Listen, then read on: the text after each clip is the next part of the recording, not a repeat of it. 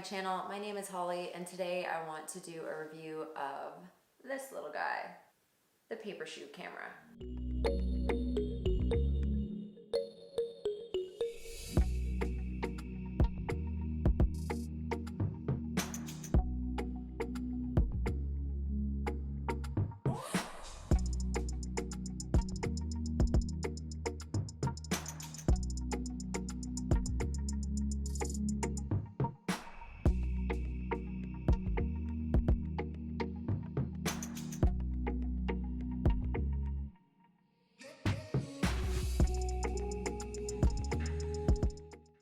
If you follow my Instagram, you will already be aware of the love that I have for this little camera. I started seeing ads for it around October of last year, and it really piqued my interest and I knew I had to order one. So if you aren't familiar with the Papershoot camera and what they are about, I'm gonna read a little blurb straight from the website. The Papershoot is an eco-friendly digital camera that aspires to promote forward thinking and creativity. If you love disposable cameras for their simplicity, aesthetic, and the lack of screen or controls which allows you to live fully in the moment, but don't love the developing or added costs, you'll love the Papershoot. And I do love the Papershoot. Since posting about it on my Instagram, I do get quite a few questions about this little camera, so I wanted to make this video to share with you the pros, the cons, some images I've taken, and some tips and tricks that I've learned while using it. I'm going to start with the pros. The Papershoot cameras are an eco-friendly alternative to disposable cameras. They run off of two rechargeable batteries. Another pro to these little cameras is exactly that. They are very little and compact, as you can see, which makes it very easy to travel with. You can pretty much fit them in any purse, your pocket, and bring around anywhere with you, which I absolutely love. The Papershoot cameras store the images on SD cards, which is really cool because as soon as you get back in from shooting or back from your trips, you just pop the SD card right into the computer and you can view all of your images. I have also come across little SD adapters that you can actually plug right to your phone. So you could plug the SD card into that and upload the images to your phone if you are traveling and want to see them right away. The images that come out of the Papershoot camera do have a disposable film-like aesthetic, which is absolutely amazing if you like that retro kind of look. It's not going to be for everybody, but I do love that look, and you know, I work with DSLRs every day, working on changing to mirrorless in the near future, so just having this little toy to play with that gives a completely different vibe is absolutely amazing.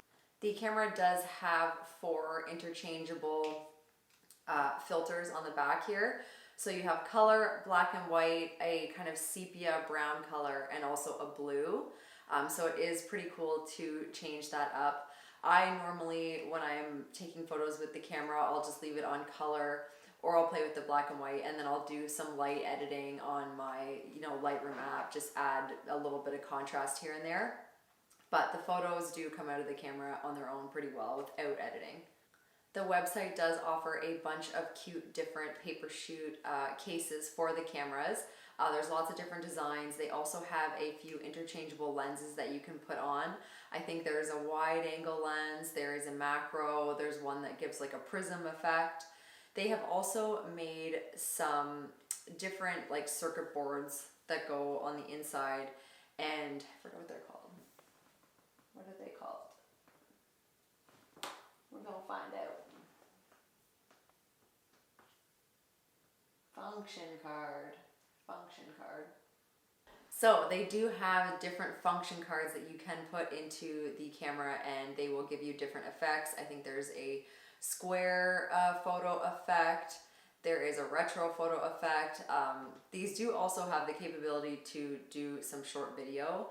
I think like a 10-second time-lapse video, something like that. I haven't played too much with that, just the camera portion stuff, so don't ask me any questions about that because I don't know the answers to them.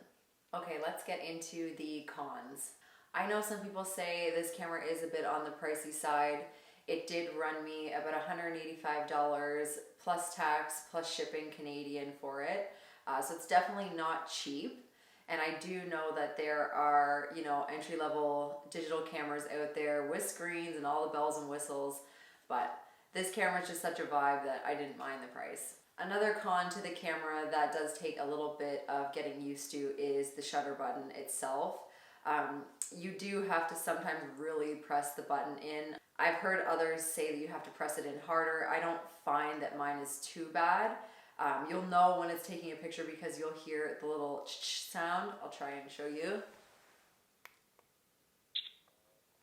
Another con along with that is that it is a little bit slow. Like the reaction time to pressing the button and the shutter actually taking the photo is not 100% synced up.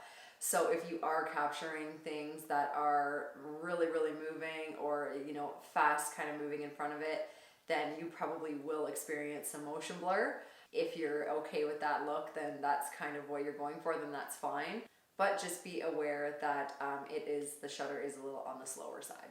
The website also does claim that the case is waterproof.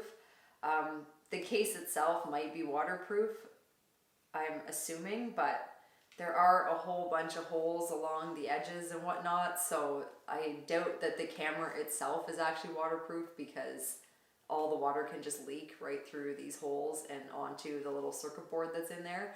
So yeah, I would just be careful not to take this out into the rain or anything that's going to get it super wet. Now we'll get into some tips that I've learned while using the Papershoot camera. I want to talk about the battery life. I went out and shot a friend of mine with the camera. We just kind of roamed around town and took some shots in various places.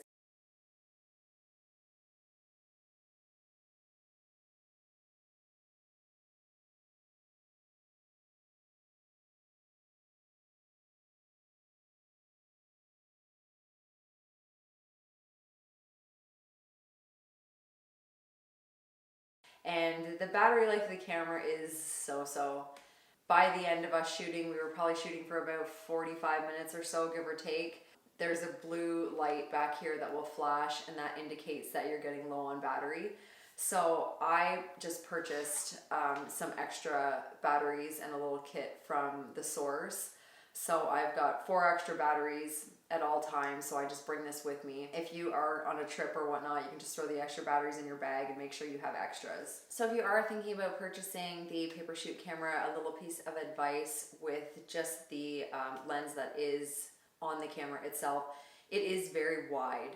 Whatever you think you see through this little hole of a viewfinder, it's going to take quite a wide shot. So I would just suggest kind of like zooming in with your feet or getting as close as possible to whatever it is that you're shooting, and then you will kind of achieve the image that you're looking for. I haven't had a chance to use any of the other lenses that the company does offer, so I'm not sure if any of them will get you into like a tighter fit. There is a macro lens, but I'm not sure if that is going to be super zoomed in.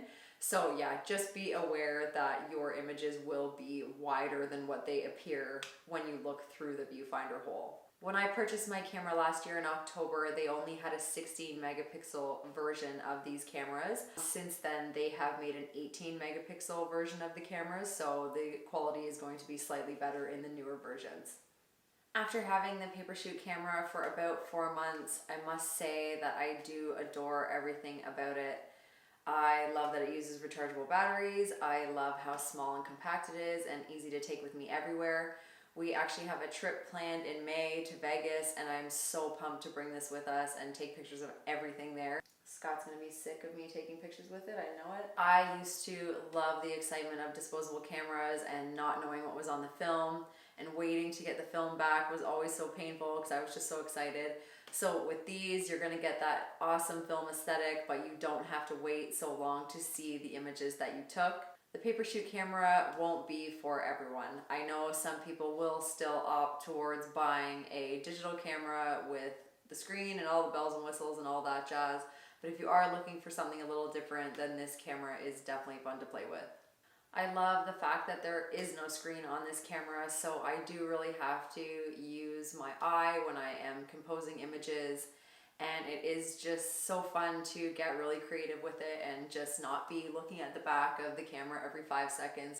Okay guys, that's it for today. Thank you so much for watching the video. Please consider subscribing to my channel.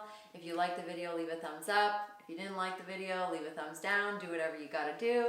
If you have any questions about the camera or photography in general, please leave a comment, or you can reach out to me on Instagram at Hypnotic Photography. I will leave a link for my Instagram page as well. If you want to reach out there, check out my page. I hope you stick around. I have a ton of ideas for videos that I want to get made this year. How-tos, editing videos, behind the scenes, just a bunch of stuff I want to get loaded on here. I started briefly last year, but then wedding season and summer and photography and everything got crazy. So this year I definitely want to put some time into this channel and really building it up and sharing with you a whole bunch of stuff. So thank you so much, and I'll see you in the next one. Bye.